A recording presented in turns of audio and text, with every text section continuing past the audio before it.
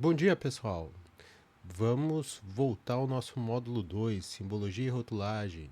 Meu nome é Mauro José Alexandrini, sou professor da UFO e vou estar acompanhando vocês durante esse módulo.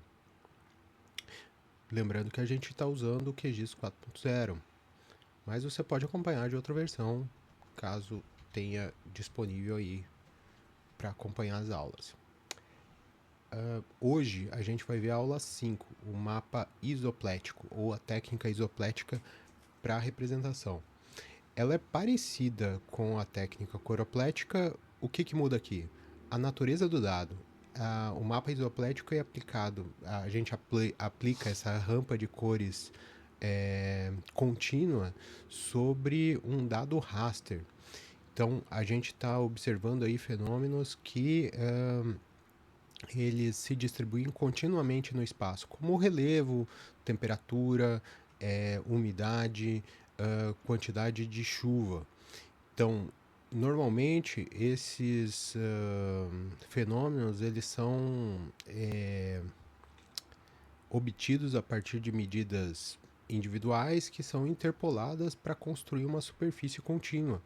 E aí a questão, né? A gente pode tanto fazer a representação por isolinhas quanto por rampa de cores desse tipo, nesse tipo de mapeamento, tá? O mapeamento isoplético. Bora pro QGIS?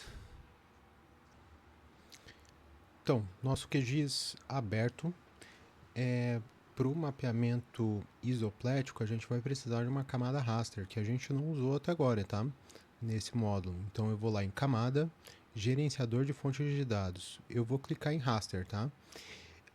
Aqui eu vou em 3 pontos e eu compartilhei lá com vocês esse arquivo S13W039 HGT, que é um tipo de arquivo associado aí aos dados SRTM, que mapeia altitudes aí em nível global, tá? Então vou adicionar aqui o SRTM no meu projeto, fecho aqui o gerenciador de fonte de dados e vamos usar uma camada, eu gosto de usar, né? Vamos usar uma camada aqui de fundo, o OSM Standard, tá? Então, só para localizar, é uma cena toda que pega boa parte do município de Salvador e uma parte da região metropolitana, tá? Da cidade. Bom, ela já é mostrada num esquema de mapeamento isoplético, quer dizer, uma rampa de cores, só que em níveis de cinza.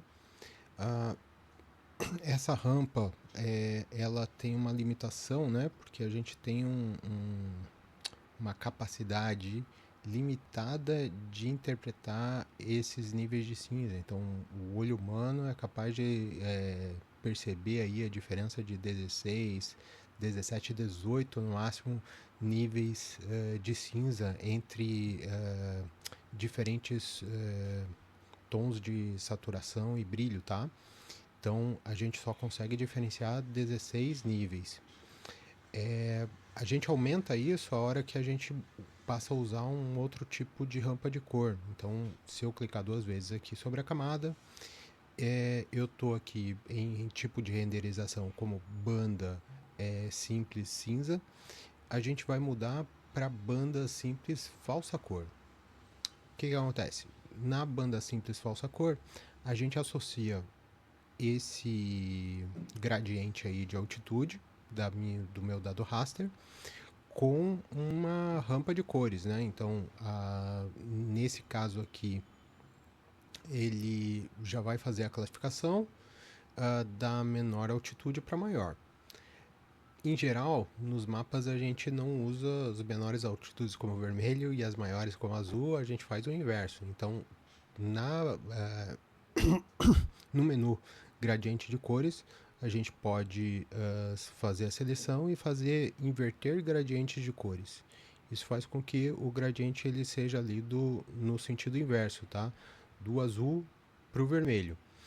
Então, a hora que a gente aplica isso aqui, a gente tem essa visualização que é bem mais clara, porque acaba usando a nossa capacidade de interpretar diferentes tons de azul, verde, amarelo e vermelho, tá? Hum, Que acaba gerando um maior número de diferenças que a gente consegue perceber aqui no relevo. Note que só nessa imagem a gente consegue ver aqui os vales, né, que devem estar associados aos rios que cortam a região, e a rede de drenagem toda mais explícita. Também as regiões mais altas da nossa cena podem ser observadas aqui nessas tonalidades mais próximas do vermelho. Outra forma de visualizar o relevo ou qualquer outro fenômeno contínuo, tá, que a gente tenha num arquivo raster é o seguinte: a gente pode clicar 2 vezes aqui e usar as isolinhas. Então, se você vai ter lá no simbologia, tipo de renderização, curvas de nível. Para a gente configurar essas curvas de nível, a gente vai definir um intervalo de curvas de nível aqui. Então, essa área do Brasil, ela não tem o Brasil em geral não tem uma área de diferenças muito grandes de altitude. Então, eu vou definir aqui como 10 metros o meu intervalo de curvas de nível, tá? Mas isso vai variar de acordo com a escala e com o tipo de relevo que vocês estão observando, tá? Então, relevos mais acidentados, a gente tende a aumentar aqui o intervalo de contorno e relevos mais planos diminuir. Mas é claro, associado aí à precisão do dado que a gente está utilizando, então 10 metros aqui seria o limite para a gente usar com SRTM. Menor que isso, a gente vai ver muito ruído. Já em 10 a gente vê uma parte de ruído. E o intervalo de contorno, esse índice de intervalo de contorno seria o espaçamento para uma curva mestra. Então, em geral, a convenção seria 5 vezes mais esse intervalo inicial. Para isso funcionar mesmo como curva mestra, a gente teria que modificar aqui o símbolo do contorno. Então ele está com 26.026. Vamos deixar em ponto 20 aqui. E eu vou mudar aqui o índice de símbolo de contorno, que vai ficar de 50 em 50 metros aqui, para 0.30. Aí a gente vê uma diferença na espessura dessas duas curvas. A gente poderia também trabalhar aqui uma curva mais numa intensidade mais forte do que a outra.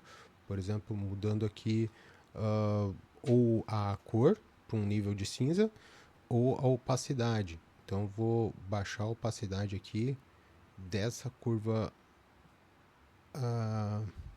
de 10 em 10 metros e vou aplicar aqui. O que acontece? A gente vê as curvas mestras mais escuras e as curvas intermediárias mais claras, tá? E consegue perceber via curva de nível também a drenagem e as áreas mais planas, né? As áreas que estão sem curvas ou com curvas mais espaçadas, como as áreas de ocupação humana de algumas cidades aqui, tá? Ou os vales, né? Por onde estão passando essa hidrografia cortando a região. Esses dois tipos de mapeamento estariam se encaixando naquela ideia do isoplético, tá? Uma outra forma que a gente tem de visualizar esse tipo, principalmente mais ligado ao relevo, tá? Esse tipo de fenômeno mais relacionado ao relevo é um último variação aqui, que seria o sombreamento.